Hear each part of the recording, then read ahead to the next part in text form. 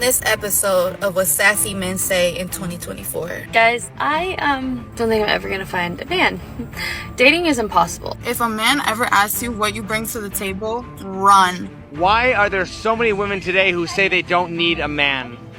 I mean, because if I'm... Women say they don't need a man until reality hits them where it hurts. It's just a fact. I was stood up last night, and this is now the third time in a row I've been stood up. 50% of men aged 18 to 24 have never approached a woman in person in their life. Word of God, it seems like everybody is having trouble dating. If they really wanted a good, genuine man, they wouldn't be chasing the top 10%. Kindly subscribe to the channel, as it is our sole form of support. Thank you. I was stood up last night, and this is now the third time in a row I've been stood up, which is fine. I just want to meet someone at the grocery store. Does that happen anymore? Can someone just say hi to me buying strawberries? By the way, I think double standards are fine. In many, many cases, not in all cases, obviously, but double standards that favor women, to me, I'm like, let's go. I don't like 50-50. I don't do coffee dates. I don't care how much money I ever make. I still want my man to pay for everything. He should pick me up. He should drop me off. He should buy me Ubers. In exchange, he gets to not embarrass me and breathe my air. I think it's pretty fair. I think we're even Stevens. Otherwise, I don't need a man just to have a man. This is for me. For the guys who are mad, though, cry about it. So this woman is obviously insane. She's the textbook definition of, I bring nothing to the table, but still expect everything to be handed to her. A man doesn't need a dependent or someone who acts like a burden. He needs a woman.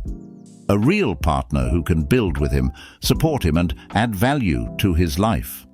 But the only thing she's bringing into the relationship is her overwhelming entitlement and a long list of demands that she insists be met without question or compromise. Her mindset is not just unrealistic, it's delusional. I mean, what man would want to just breathe her air as a reward anyway? Her character displays exactly why men should stay away. Men today aren't interested in being used or undervalued, and they're no longer afraid to walk away from relationships that feel transactional. Y'all, I'm gonna show you reason number 32 why I need a man or a woman, just somebody that's not me. This right here. This. Because what am I supposed to do with that? Go to the gas station and put the tire pump in my tire and fill it up? No! Dear God, I see what you are doing for others. I see what you are doing for others. Thank you. Where are the good men? I've done 1,000 of these videos, and it just dawned on me that there's a lot of women on this app asking where are the good men. And what I've realized is that if you have to ask, the reason why you're not seeing the good men is because they're making sure that you don't see them. They're staying far away from you. Because good men usually have intuition just like women do. And they can see red flags. They can see the bad in women. They can see the toxic ones. And so they stay quiet. They make themselves unseen. So if you're standing around asking where are the good men, maybe you should turn around and look in the mirror. Because you can't see the good men because they don't want you to see them. I was a good man. I was forced to change. I am no longer good or caring. We are just hiding in our own world, in our own zone, wanting peace. They make it seem like we are hiding. I am not hiding. Good men are invisible to most women. Simple as that. If you ask where are the good men at, then you're not the good woman we want. So like she said, we stay invisible, watching, learning, and keeping our peace.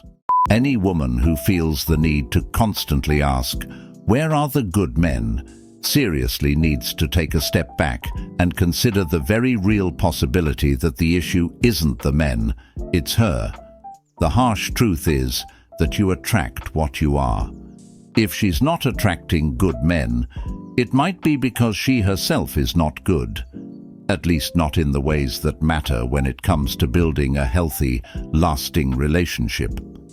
Good men are out there, but they're not going to gravitate towards someone who lacks accountability, self-awareness, or the qualities that make a partner valuable.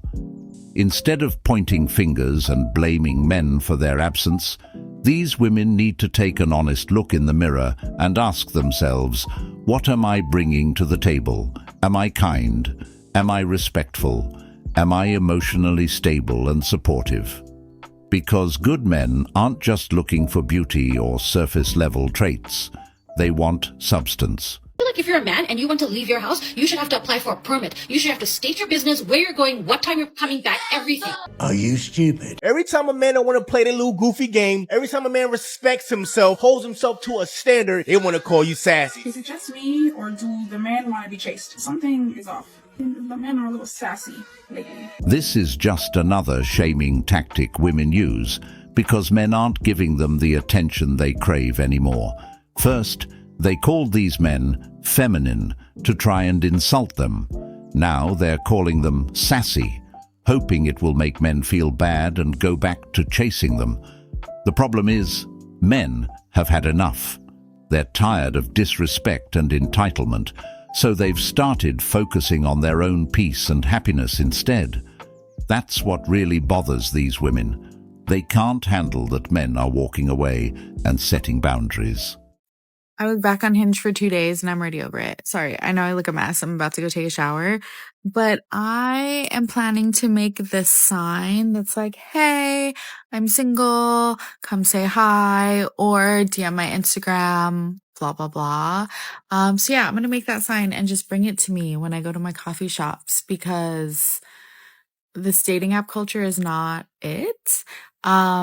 And it's hard out here for introverts, you know? This is an unpopular opinion, but I just have to get this off my chest. Nice guys finish last is a myth. And I'm talking to grown adults here, okay? If you're not grown, keep scrolling. I'm gonna hold your hand when I say this. In the long run, nice guys are the ones who know how to maintain long-term relationships. Why? They understand the value of compromised communication and commitment. First of all, not every woman goes for looks. There's a lot of women and women that are in happy relationships with guys who are 2 or 3 looks-wise, but I promise you the personality is a freaking 10. And these guys treat these girls like they're queens, okay? They may be a 2 looks-wise, 2, 3 looks-wise, but their personality is a 10 because they understand that empathy, trust, and kindness are the foundation of their relationship. And again, this is why I said I'm talking to grown adults. Because if you are a man and you are currently dating a woman who isn't emotionally healed, who has some emotional unavailability, she is not going to pick you. You will not finish last. Nice guys finish strong because they build a relationship on trust and respect. They don't play games, they don't manipulate, they are straightforward and genuine. And let me tell you something, a grown woman who has done the work to heal understands and knows the value of kindness. Women don't go with nice guys until they have exhausted all other possibilities. A lot of women like nice guys when they're 30 years old or even older. A lot of women in their 20s play games, etc. Nice guys get the damaged ladies after they had their toxic fun. Nice guys don't want the damaged ladies anymore. Nice guys are usually the consolation prize when the woman can't get the guys they really want. Basically, what she's saying is that once a woman is done having her fun, playing the field and chasing casual flings, she expects the nice guy she ignored during her prime to come in and clean up the mess. She wants him to handle all her trauma, her baggage, and the consequences of the choices she made when she didn't value stability or commitment. Notice how she had to say, in the long run.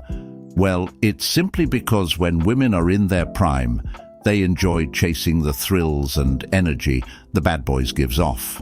It's the ultimate irony. The same nice guy she once labeled as too boring or not exciting enough is now supposed to be her savior, picking up the pieces after she's drained herself emotionally and mentally on men who didn't care about her. She didn't want the nice guy when he was emotionally available, loyal, and willing to offer her something meaningful. But now she expects him to step up and carry the weight of her poor decisions, as if that's his role in life. Insane. I would much rather have an ugly guy approach to me instead of a good-looking guy. Why? Because at the end of the day, I know that a good-looking guy is being approached by another female. Yeah, and and I know he's a man. But when an ugly guy is coming and approaching, it means there's a certain thing and a certain, energy, Have you ever been so disappointed with your love life that you decided to completely give up on dating or on trying to find a partner? Because you just know you can't handle any more rejections, or you don't want to be going through this again and again. I feel like single life is so easy. There's no drama and it's so peaceful. Is it just me, or is there anyone else? Question for the single men left on this earth. Are there any of you guys left that don't turn the conversation sexual after we exchange 4 messages? Because in the last few months, any guy I've talked to, it just takes a turn. I know some girls are into that, but I'm not one of them. These guys I haven't even met are asking me to hang out at 10 p.m. What? I don't even know you. Even if I did know you, put some more thought into it. Plan something. I'm not gonna hop in your fucking Honda Civic at 10 o'clock at night and zoom around. No, that's not me. You got the wrong girl. Also, a question for the girls. What apps are you using? Because mine are broken. Because all the guys are. If anyone has any tips or tricks on how to survive dating in today's day and age, send them my way. Please and thank you. Anytime a woman complains about getting unsolicited messages from men, most of the time, it's coming from the players or guys who only see her as an option. Why? Because good men don't do that, because these women keep chasing after the same types of men. The ones who are smooth talkers, emotionally unavailable, or just looking for their next fling. They're drawn to the excitement and the confidence these guys exude, but they ignore the obvious red flags. Meanwhile, the good guys, the ones who would treat them with respect and genuine care, are overlooked, left on read, or stuck in the friend zone. These women gloss over the men who don't play games, labeling them as too nice or not their type. Then, when they get burned by the players, they turn around and complain about how there are no good men left, or how they're tired of being disrespected.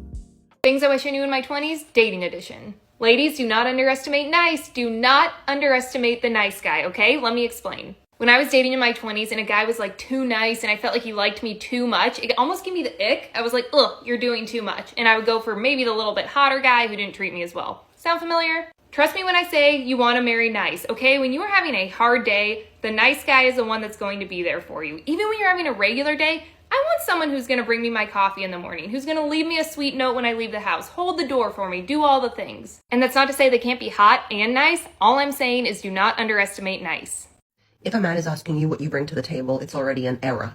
There's an error. It's a problem. This is not a person you want to date. Okay, but why? I'll tell you. If someone's looking at you transactionally, and that's how their mind is based and their brain is, they're not looking to expand with somebody, to love somebody, to see their own growth via somebody. That is a problem. There's obviously a misunderstanding of what the phrase, "what do you bring to the table," actually means. I've never in my life approached a human being and thought, what are they going to bring to a table? Never ever in my life. Still misunderstanding the meaning of the question. And that's the second problem. Even us as women, when we look for a high-value man, that's not what you need to be looking for. It's not the value in the man that you need to be looking for. It's the type of person you want to be with, and the type of person that's going to help you grow, and who you can help grow, and just the evolution of yourself as a person. There we go. Without even realizing it, one just accurately described what the question, "what do you bring to the table," really means. As it very rarely has anything to do with the relationship being transactional or anything to do with finances. It actually refers to what does a person bring to a possible relationship other than their outward appearance and first impressions. It refers to what does a person bring in regards to their character, their morals, and their beliefs. All of those things that are important to know about another person before entering into a possible relationship. That is what that question is referring to. So instead of trying to misconstrue what a question is referring to, maybe one should just answer the question. Apparently, asking some women what they bring to the table is a loaded question, almost like it's offensive to even suggest they should contribute something to a relationship. But the real issue isn't the question itself. It's the fact that many of them can't answer it. They've never had to.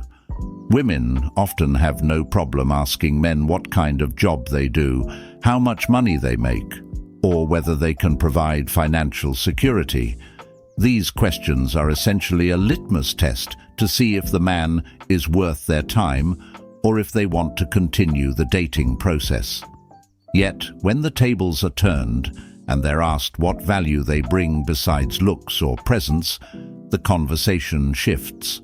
Suddenly, it's about how the question is demeaning or unnecessary.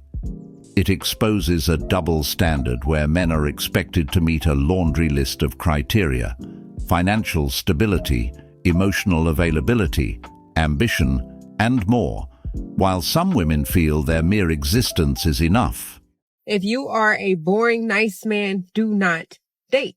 And don't let a woman find out that you're willing to spend money. Okay, don't date. You're boring, you're nice, and you're not shy with the credit card. You're gonna get you. Men are tired of being reduced down to what they can provide and being reduced down to just a paycheck. Men are tired of being told that they're worthless just for breathing. Men make sure their wives are good, that their kids are good, that they're providing, that the bills are paid with little to nothing in return. And if he has to talk about something, he often keeps it bottled up inside because he's told constantly to just eat it. And if he gets the courage to speak up, then he's going to be looked at as a weaker man, or it's going to be used against him. Men are tired of having to be the strong one when they still need someone to lean on. His family, his friends, his jobs, his kids. And if one area is thriving, then that means another area is suffering. But he's told to suck it up and just be a man. And sometimes if he falls short, he'll end up divorced and he'll lose everything he's worked so hard for: his kids, his marriage, his wife, and his purpose. Men are constantly being told that they aren't allowed to have feelings and emotions, and that they're only meant to fix problems and find solutions, and that his problems aren't real problems and he needs to just deal with it. Men are constantly fighting an internal battle of what to do and what not to do based on false allegations or things that bad men have done that they're now being judged for. Men are tired of feeling like everything they do is never going to be enough and it's never good enough. And even when he's going through all this internal struggle, if you ask him how he's doing, he'll say, just fine. Okay, bye. Men deserve more, and they're tired indeed. The reality is that men have been conditioned for generations to be selfless, to carry the load, handle the burdens of life, and put themselves last. They're taught that their worth is tied solely to what they can provide for others, not who they are as individuals. From a young age, men are told to man up, suppress their emotions, and prioritize the needs of everyone else. They're expected to sacrifice their mental health, their dreams, and sometimes even their happiness to fulfill societal expectations of being the unshakable provider and protector. But who's protecting them? Who's making sure they feel valued, appreciated, and supported? It's no wonder so many men are reaching their breaking point. They've grown tired of being seen as nothing more than wallets, emotional punching bags, or problem solvers. They're tired of relationships where they're expected to do all the heavy lifting. They say nice guys finish last. Well, of course they do, because they allow their women to get off about 8 times before they do, and they leave a puddle at the end. That's why you need one of these babies.